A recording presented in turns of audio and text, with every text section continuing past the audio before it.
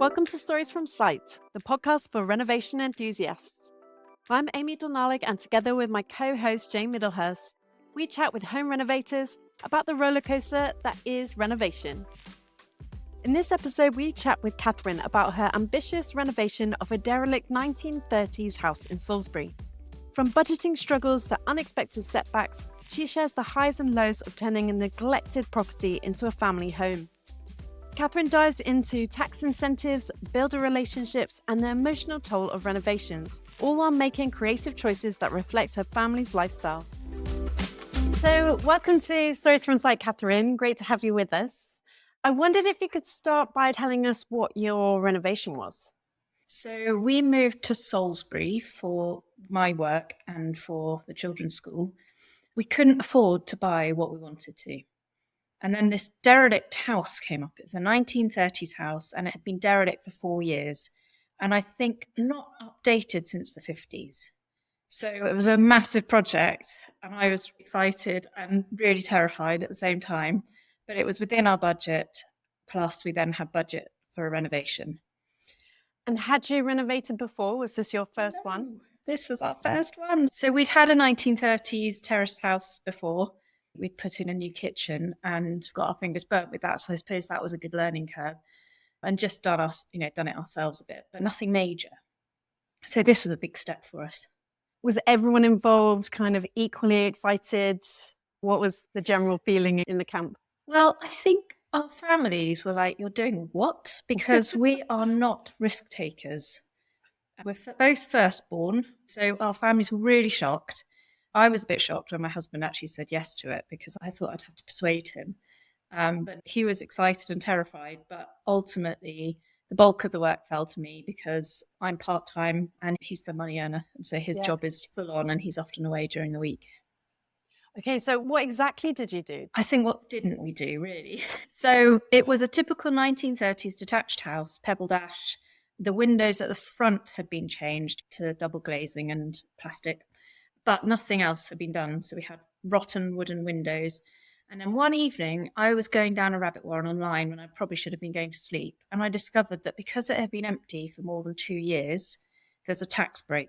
Yeah. So we were able to take advantage of a government-led tax incentive to rejuvenate these old buildings, where we paid 5% VAT on all building work and building material instead of the 20%.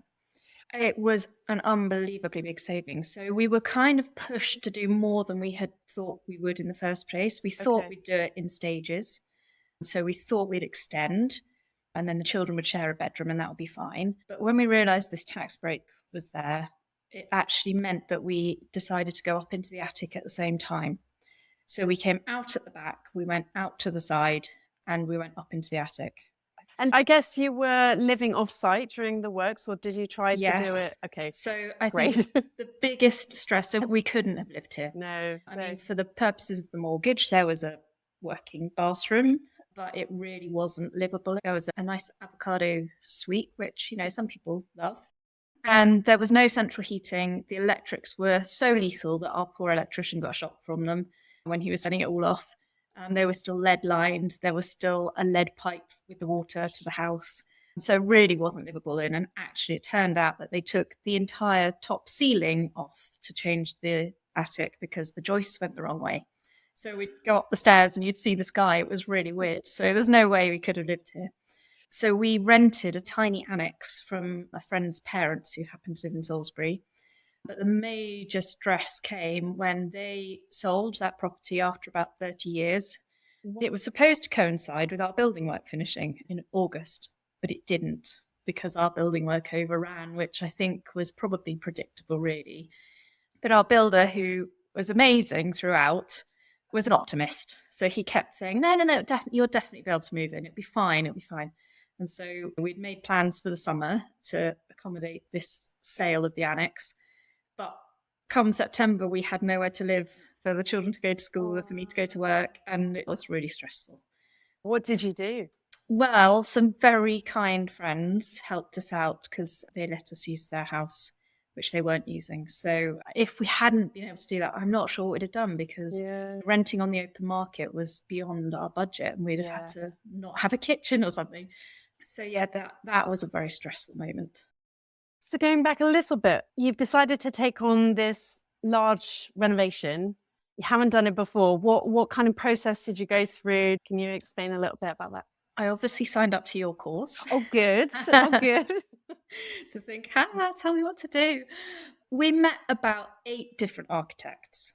And in the end, we went with one who he had children the same age as our two. So he knew the chaos. He knew Yep. that, while it would be, in my mind, the finished product was lovely and clutter free, he knew that actually in reality it is now full of toys and pieces of paper of half coloured pictures everywhere. And, it's not the Instagrammable picture I had in my mind, but he knew what we were looking for in terms of a space that accommodated young children. So we went with him and that was great. And then he was able to sort of guide us through the planning permission process, which I think was the quickest planning permission he'd ever seen, which we were really lucky with. Oh, that's great. It's not a beautiful house and it's not in a conservation area, so we're really lucky. And we paid extra for him to sort of manage the project as well. Because while I could have probably got my head around that and spent time doing that, it would have taken away my time from my work, which, is a bit of a toss-up. So did he run it on site and oversee the extension, so to speak, and then you were in charge of the internal stuff? Yeah, so I made all the decisions and, spent a lot of time online researching all the different things. He was more the kind of seeing that the beams they were using were the right ones and that nothing untoward was happening, because I don't know about the building works. He also recommended 3 builders. He gave us quotes. We liked all 3 builders, but the one we chose was the one where we went back and said, this is outside our budget. We can't afford this. And he said, I'll get myself a coffee and I'll spend a day going through it and seeing how I can cut it down for you. Wow, that's amazing. And we thought if he's going to do that before we've even said we'll go with him, then yeah, he's obviously a good egg. Absolutely. And he's been brilliant. I think the other sort of biggest stress we had was after we'd moved in, which was when the build wasn't quite finished. So we moved onto a building site. 2 days after Christmas, the drains backed up. Oh, wow. So that was lovely. And we had to move out for a week. But he drove all the way from Cornwall from his family holiday to make sure the right person was on site fixing it, and then drove back to Cornwall again. So that's amazing. It was amazing. He's been brilliant at sort of taking responsibility for the snags, even the minor ones, right through to the major ones. So while it was an unfortunate snag to have had, he did at least sort it out as quick as he could. And once you were back on site, did works kind of slow down a little bit, or how did it work then? Yeah, I mean, we definitely slowed things down by moving in when we did, but we had to move in then because it fitted with work and with school holidays, and we really wanted the children to be involved in the move because it was quite a big and traumatic time for them. Yeah, okay. And we just needed to offload some bills that, having 2 accommodations comes with. So yeah, we moved in before all the flooring was down. So there was just dust everywhere. And 1 out of the 3 loos was in. So we could have a shower and go to the loo, which was nice. So, it felt very invasive suddenly because you've had all these workmen coming on and off site, and it hasn't really felt like your house because we'd never lived here. So all the advice about people saying live in a house before you do any renovation, we were not those people. It felt very impersonal. It was just a site. And while it was our site with our vision, I didn't mind the builders being all over it. But as soon as you move all your stuff in, and, we prioritized the children's bedrooms. So they were sort of painted and were theirs. And we had carpets in the bedrooms, but no other flooring. So it then you feel a bit more precious about it. It's like, oh, these people are actually in my house now with all my things there. Yeah. And the boundaries just become a bit more blurred, don't they? Yeah. And I think it was weird because to them, it was their site. And so they'd been used to being just on site and wandering on and off and doing their thing here for months. Yeah. And they probably knew it better than we did. So yeah, it worked fine because actually every single person on site has been really lovely. I felt quite intimidated coming onto the site and being like, I don't know what you're doing. I don't know anything about building, and I can paint a room, but that's about it. Yeah. But none of them made me feel intimidated or that I shouldn't really be there and didn't know what I was doing. So we did a lot of the wallpaper stripping. I'm quite an expert at that now. And now we're doing all the painting. So we got the big bits decorated. And actually, one of your interviews with Emily from Swish Colour, isn't it? You did a workshop with her. And so I contacted her and got her advice on the colours, because we got this big, lovely open plan extension. But I was so intimidated by all the off-whites. Yes. And I just didn't know what to do. And I thought, if I get it wrong, it's going to cost a lot to correct it. Yeah, absolutely. Absolutely. So she was brilliant. And I went back to her subsequently for 3 more rooms. I think that colour is one of those things where it can feel really overwhelming. It really does. And I think the stage where you jump from your imagination and what you've predicted your build is going to look like into a reality, like when the windows went in, for instance, we've got Crittall style windows in the back. Amazing. Which I love. But before, when it was just an empty hole, in my mind, it was going to look amazing. Yeah. And so when they actually arrive and you come for the first time after they've been put in, you think, oh God, I hope it's going to match my imagination, because if my imagination's wrong, I'm going to be really disappointed. And what did you think? I loved them. Oh, good. And I think what I didn't realise before doing this project is that so many people have come in and said, how did you visualise this when it wasn't here? But actually I just did. Yeah. And I just had this image in my mind of what it was going to look like. And thankfully, most of it has matched up. I mean, that is a real skill, because especially when it's a big renovation like yours, to have all the different zones and hold them all in your head, that is quite tricky. Yeah, it's been a lot of headspace. Yeah. Which I underestimated how exhausting that was. And having sort of come through the other side and freed up, there are still decisions to make and things to sort out. I freed up so much headspace that, it's moved on to other stuff, like, do the children need new shoes and things like that. But I feel like I'm much more sort of present with them now. I think that's the biggest thing that I regret for this renovation, was that it took me away from being mum and being able to have that headspace and time to be with them more.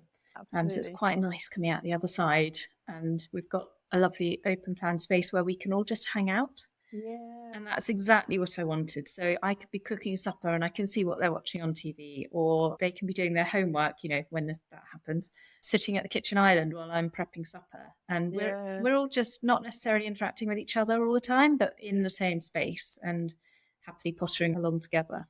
Does there still feel like there's bits left to do, or like, how are you feeling about it?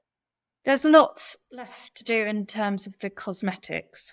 So we're doing the rest of the decorating ourselves. Our bedroom and the front room and the spare room, they're not decorated yet. And all the doors, all new doorways, because we had to have every single door replaced because of fire eggs. And luckily found replacements of 1930s doors that look identical, which is great.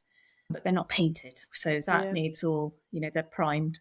So we can't have just bare wood, but it's just little things like that constantly playing on your mind. Oh, I've got a free moment, I'll just paint that, or I'll just polyfiller that, or so we're not there yet. And we've had quite a lot of leaks in the house, so at least we do now have a waterproof house when it rains, because that was a bit of a weird one. We didn't know where the leak was coming from, but the builders sorted that out now. Okay. And in the top bathroom, which is the children's floor, somebody had put a screw through a pipe but hadn't told anyone that they'd done it. And then we'd had it all tiled and then discovered that it leaked.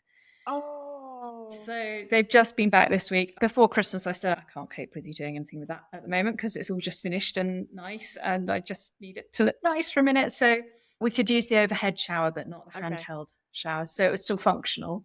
But anyway, they've come and fixed that now, but they had to take some tiles off and it looks a bit of a mess now. So it's a bit of a backward step. So that's still to sort out.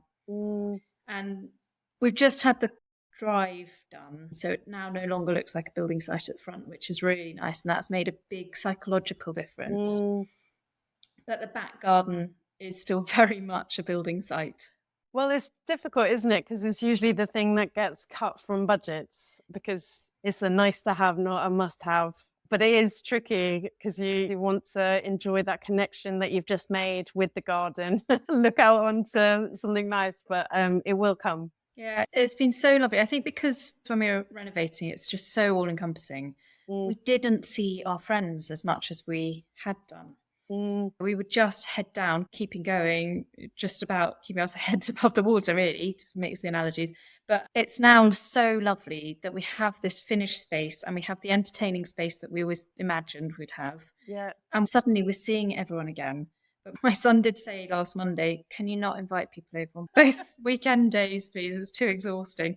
So and it's so lovely being able to show all our friends what we've been doing and why we've been off the social scene.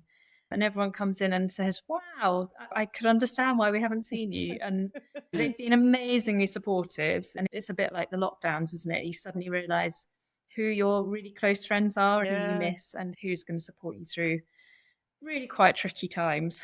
Yeah. Well, I guess in the moment, you're just kind of, like you say, put your head down and get through it. Yeah. It doesn't sound like that should be so challenging, but if you haven't got the time or the headspace anyway, which I feel like most people in today's world, we're all quite maxed out already. So I think that extra thing on top just can tip you, really. And you think you're stretched as far as you could possibly go. And then something happens, like my daughter broke her wrist, for instance, falling off some monkey bars. Oh, no. So, and then you think, oh no, I can stretch a little bit further. It's all right, I haven't snapped yet. But, some of the days you think, this must be my limit. But I don't know, it's a bit like giving birth, isn't it? You forget about all the bad bits once you've got the end result. No, it's true. Yeah. And I think I probably would do it again, actually. My husband, after our first baby, he was like, you want another one? What? I'm not ready to flip it just yet. It was always designed to be our family home. But I can see why people get hooked. Yeah, absolutely. It's a really creative process as well. And I think I've really enjoyed just letting my creativity flow in it a bit. We've come from houses that are not our own and are generally painted in a nice shiny magnolia colour. So it's really nice to be able to choose colours. And the children have gone mad in their rooms. You see all these beautiful, especially the little girls' rooms in pastel colours looking pristine. And that is not what my daughter went for. What did she go for? She's gone for a bright pink and a pale pink. So it's all 3 different colours. Yeah. And she dictated to me where they were going. And I thought, right, I'm just going to go with it because it's her room. And my son's room, his favourite colour is orange. So there was a risk his room was going to look like an EasyJet lounge.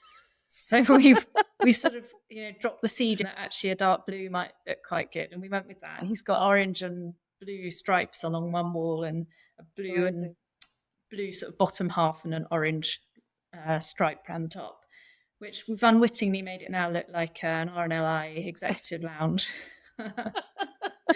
Just needs a red stripe. Sounds cool though. It's really cool. And they've really gone with it. And it's definitely not on trend or, it's not going to go in any magazines, but that's the thing that they'll remember, It's such a gift to them. Yeah, they love it. Can I ask you one question? One, can you talk a little bit about the budgeting side? Was that something that you had to manage yourself? Oh gosh. Well, the budget, I tried really hard to use your spreadsheets. I really tried hard, but I found it so intimidating. So we had the big numbers from the builder, and he was really good at sticking to those. Even when they had to take all the joists off the top floor and we ended up with the sky, he didn't pass that cost on directly to us. I mean, he may well have added it onto other bits, but nothing changed in his quote. That's amazing. It was amazing. But what I found really hard to budget was all the little bits. We are using curtains from our old house, which don't quite fit and are not quite in keeping with my vision.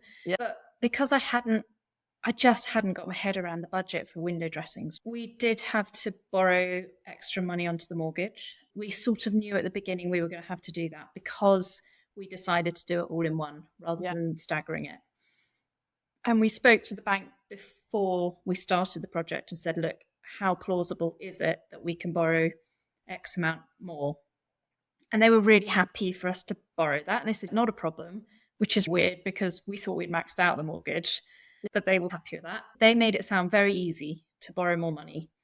They said, it's not a problem. You just need to do this, and then it's all sorted. But when it actually came to it, I think this is a lesson I wish I'd known before. We were borrowing the money to put the bathrooms in. We had enough money for the bulk of the building works, and the extra money we were borrowing was for the finishing niceties, like the bathrooms. We didn't go mad on the bathrooms. We went to mainstream websites and got it on a budget. They were not high-end bathrooms. Yeah. But the mortgage company said, the house isn't habitable, so you can't borrow any more money because it didn't have a working bathroom. And we said, no, but we're borrowing the money to make it habitable. They're like, no, it has to be habitable before you borrow the money. And then we couldn't borrow anything on the credit cards or put it on credit because they were looking at all our accounts. And so we had this real ridiculous dance around getting a loo in one bathroom and a bath in another bathroom and taking pictures so that we never said they were in the same room, but we didn't say they weren't, to make it look. So we squeezed out a bit more money to get a bath and a loo so that it was habitable. And it took a lot longer than they said it would. So our builder was really good and was like, I really need this money now. And we were like, yes, we know it's coming. It's coming. That was really stressful because I think the bank had been a bit misleading in how easy it was going to be to top up the mortgage. So that was frustrating. We definitely spent more on it than we wanted to. I wish I'd been that person who could use the spreadsheet and don't worry. To be honest, that's why we've made the app, because I think spreadsheets aren't for everybody. And it is quite, like you say, intimidating. It's a shame you're not doing it now because, well, for your next renovation. For my next renovation. I think I'll have a bit more of a clue if we did it again about the sort of extras. I find light fittings unbelievably hard to choose and it was really stressing me out. And so in the end, we'd just gone spots, which is probably not the most beautiful design choice we could have gone with, but I think it would have tipped me over the edge. And light fittings are incredibly expensive. They add up really quickly, don't they? If you want nice ones, then they're really expensive. And it was that sort of thing. I was like, I don't know what light switch. I don't know how much a light switch is. So we did it a bit more ad hoc, which was probably a bit irresponsible. So we definitely did use the spreadsheet as much as we could have, but it wasn't complete. And we're just going a bit slow now. If we can't afford something, we save up for it and do it the old-fashioned way. Yeah. That also is quite nice because I guess the house kind of moves into being a home the more you settle into it and the more layers you add to it. Do you know what I mean? So it's good to enjoy that process, I guess. Yeah, and it's things like we've just got hanging rails for our clothes at the moment because we couldn't, I just couldn't in my mind get straight what we wanted in terms of wardrobes. Yeah. And we didn't own any because we come from a house with fitted wardrobes. Yeah. And actually it's working quite nicely. And I think it will probably be years before we really decide on what we actually want because it's quite nice being able to see all your clothes actually, even though it's a bit messy. If we'd rushed in and put in fitted wardrobes, we would have chosen the wrong thing. Yeah. So I'm glad we didn't. Yeah. Forcing yourself to make decisions when you're already overloaded with decisions. I think you made the wise choice. I hope so. Can I ask any kind of top tip that you would share with others? I think in my moments of real stress, when I was thinking, I don't know if I can make all these decisions and I'm a bit overwhelmed by it all, I think I had to keep reminding myself that nothing was irreversible. You know, the big build stuff, yes, that's irreversible. And we did make a snap decision to cut costs. We took out a couple of skylights and I then made a snap decision on site to put them back in and be like, we'll just sort the money out. It'll be fine. And I'm so glad I made that because that is irreversible. Yeah. But the majority of things I was stressing about, like light fittings or light switches or even carpets, you know, they're not going to be there forever. All these decisions that seem so major at the time, actually, you don't notice. I don't notice that I've got a plastic white light switch in my bedroom instead of a nice shiny one because it's just, you know, you're getting on with life, aren't you? You're right that you kind of get laser focused in on an item and it's almost like you're taking it out of its context. So it's some of these things like, oh, well, I don't want a plastic switch or whatever. Yeah. But actually when it's in the context and in amongst everything else, it's more like a collage of all those things. Yeah, and also when you've got young children, nothing is sacred. So, you know, we've done a lot of colour matching, which I'm so pleased now because in their playroom there's a sofa. And behind the sofa, bearing in mind, where are we now? We're in March. We moved in, it was newly painted, freshly painted in November. it is already unbelievably grubby behind the sofa. And I was like, Yeah. why is this? What have you been doing? And they were like, oh, yeah. When we watch TV, we like to be upside down, so we put our feet on the wall. It's like a tide mark, isn't I it? was like, okay, well, yeah, glad that paint's cheap. So, you know, once I'm in mourning because they've left home and gone off to do their own thing, then I'll paint it a beautiful Farrow ball colour. But nothing is sacred, and the light switches get grubby fingerprints on them, and you somehow there's a shoe mark halfway up the wall, and you know, all those decisions I stressed over actually are just all grubby and children marked now.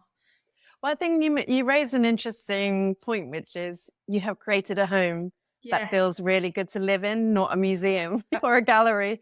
So I think it's testimony to what you've created. Yeah, absolutely. You can see some nice pictures behind me now. I know, And very lovely. so I've got pop-up pirates on one side. I've got the Beano on the other side.